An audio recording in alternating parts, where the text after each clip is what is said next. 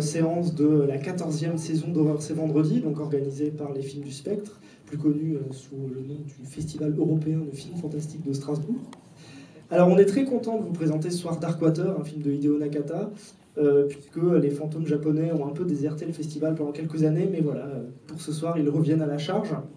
Et j'ai l'honneur de recevoir ce soir Benjamin Delsaz et Jérémy Château, puisque cette séance est un peu particulière, puisqu'elle fait partie d'un double programme, en quelque sorte, d'un partenariat avec un cycle de conférences que j'organise au Shadok, puisqu'on a donné une conférence à 19h sur les fantômes japonais, et, enfin en tout cas ce qu'on appelle les fantômes dans la machine, et plus spécifiquement sur les fantômes japonais. Et donc voilà, j'ai le plaisir de les recevoir pour un peu présenter l'auteur avec nous ce soir. Alors, c'est un film d'Hideo Nakata, qui est donc un réalisateur contemporain du cinéma japonais. Alors, bon, traditionnellement, il a fait ses armes à l'université de Tokyo, il faisait des petits films, et en fait, c'est un peu une étape obligée pour tous ces cinéastes japonais, on va dire, voilà, contemporains, c'est de passer par ce qu'on appelle le Pinku Ega, c'est-à-dire le film rose, donc le film érotique. Donc en fait, il vient vraiment de cette tradition du cinéma japonais, du direct ou DVD, des petites productions un peu fauchées, du téléfilm voilà, un peu sulfureux. Et en 1996, donc, sort son premier long métrage sur grand écran, donc Ghost Actress, donc déjà un film de fantôme, hein, en plus situé sur le théâtre, il me semble. Non, pas du tout. Pas du tout. Il a fait en 2015 ensuite un film qui s'appelle L'actrice du théâtre, donc, qui se passe dans le milieu du théâtre, mais l'actrice fantôme se passe dans le milieu du cinéma. D'accord, autant pour moi, ok, d'accord. Eratum, toutes mes excuses, mais alors justement, c'est peut-être l'occasion de me tourner vers vous pour éviter de dire des sottises. Hideo Nakata, donc est-ce que vous pouvez un peu situer le personnage, d'autant plus que voilà, il est notamment connu en 88 pour son film donc Ring, que vous connaissez bien, qui a donné Le Cercle en Amérique. Donc voilà, Ringu, avec son personnage de Sadako. Voilà, est-ce que vous pouvez un peu nous donner des éléments de contexte de l'importance qu'a eu Ring, par exemple, dans la carrière de Nakata et notamment la genèse de ce projet-là de ressusciter le fantôme japonais? Oui, c'est un réalisateur qui avait il devait avoir 35-36 ans quand il a réalisé Ring, qui a un peu lancé le mouvement de la Japan Horror, hein, qui a duré un temps fin années 90, début 2000, avec Ring 2 et Darkwater. On est un peu dans une espèce de trilogie sacrée du cinéma d'horreur japonais. Ce sont tous des adaptations d'un écrivain japonais qui s'appelle Koji Suzuki, qui a écrit les histoires de Ring et Darkwater au début des années 90, si je ne m'abuse.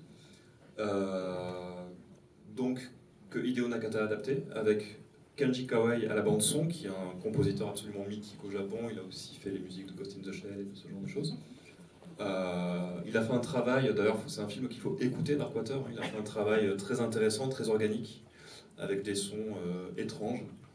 Des instruments un peu malmenés, des bruits de tuyauterie, c'est vraiment une bande-son qui est extrêmement anxiogène. Hein. Je l'ai en CD, mais je ne recommande pas de l'écouter dans la voiture, ça ne marche pas très bien. Et voilà, donc Hideo Nakata a fait un peu cette trilogie importante, du moins Ring 2 étant un peu moins réussi, Ring et Darkwater. Et je vais laisser Benjamin prendre le relais. Justement, donc Ring, un film extrêmement important, qui a notamment lancé un mouvement artistique et esthétique, donc ce qu'on appelle la Japan Horror. Donc, voilà, est-ce que pareil, tu peux un peu nous expliquer ce contexte très, très riche et très bouillonnant en plein milieu du passage à l'an 2000? On a remis à l'ordre du jour les Yurei, ce dont on parlait à la conférence précédemment, c'est-à-dire ce personnage de femme avec de longs cheveux noirs devant le visage en général, qui sont difficiles à identifier, et qui ont souvent une fonction de vengeance, qui maudissent les gens qui osent les affronter, et qui racontent leur histoire à travers cette vengeance. En fait. Voilà. Donc voilà, c'est un mouvement artistique vraiment qui est basé sur cette une horrification, alors j'invente le terme, donc du fantôme. Et en fait, donc Darkwater joue sur cette corde-là. On a un peu la prétention de dire que c'est le chef-d'œuvre de la Japan Horror. C'est peut-être le film le plus réussi de Nakata, il me semble que ça semble évident. En tout cas, c'est un des films les plus réussis de la Japan Horror, donc on est vraiment très content de vous le présenter.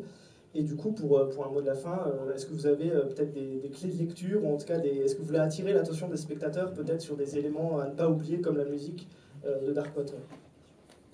On le voit sur l'affiche, on met en scène une enfant. L'enfant est considéré comme un roi très souvent au Japon. Enfin, moi, j'entends souvent dire ça. Et donc, du coup, on va être dans une famille qui a des difficultés avec cet enfant, sans trop vous en dire, pour ceux qui n'auraient pas encore vu le film.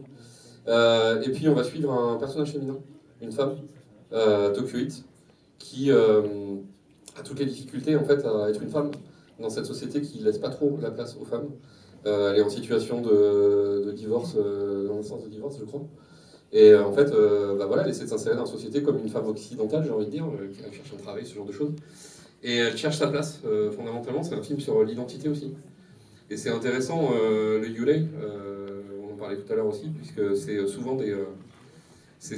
enfin, c'est pas souvent d'ailleurs, c'est tout le temps des femmes en fait, qui se vengent des hommes. Voilà. Oui, oui, c'est un film que je connais très très bien, hein, il fait partie de mes films préférés, horrifiques. Il y a une scène de fin, pour ceux qui ne l'ont jamais vu, qui fait un peu retomber le soufflet. Je vous dis pas du tout de quoi il s'agit, mais souvent quand les gens voient cette scène, ils se disent elle est un peu bizarre cette scène, elle tranche avec le reste du film, elle n'est pas nécessaire. Et j'attire tout particulièrement votre attention sur cette scène, puisqu'en fait il y a un double sens de lecture au film, et cette scène c'est la clé du film. Voilà. Voilà, donc merci pour votre participation à cette présentation du film. On espère que le film va vous plaire, évidemment. On se retrouve... j'ai pas la date en tête. Est-ce qu'il y a quelqu'un du spectre qui sait me dire? On se retrouve le mois prochain, pardon, mille excuses, j'ai pas la date en tête, pour Classe 1984, un film de Mark Lester, le 10 mai. Le 10 mai, merci le spectre. Du coup, le 10 mai pour Classe 1984 de Mark Lester, pareil, un film des années 80 exubérant qui se passe dans une école, ça va être rock'n'roll. Voilà, d'ici là, passez un bon film, on vous laisse avec les fantômes. Merci beaucoup.